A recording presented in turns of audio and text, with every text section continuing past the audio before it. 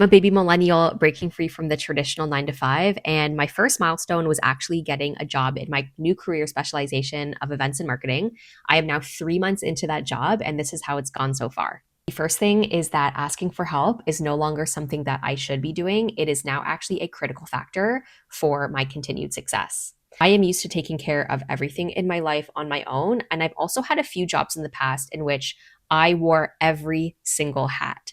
And so it's created a very strong resourcefulness and ability to solve challenges. And those kind of skills can be very valuable, but sometimes it can become a liability. There was actually one particular incident in which there was an issue that I took it upon myself to go and solve it. What was going on had some very particular sensitive information. The choice I actually had was telling my boss and passing this entire task off. In the end, what happened was my boss was very impressed that I was able to tackle this highly sensitive task, but she also said, please don't ever do that again. I really learned from that asking for help is imperative to my success because sometimes getting support or entirely coming hands off from a task is actually my best bet.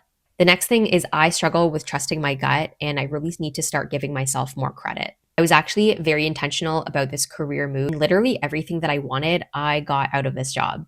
That showed me that I am very capable of being very thoughtful, intentional, and strategic, and I can make the right decisions. Moving forward, I need to really know that about myself and start trusting my gut instincts. And the last thing is, I am so incredibly talented, and I'm the only one that struggles to see it. I actually have some previous videos about this already. My boss will consult with me as the events and marketing expert, but I would rarely, if not ever, consider myself an expert in something.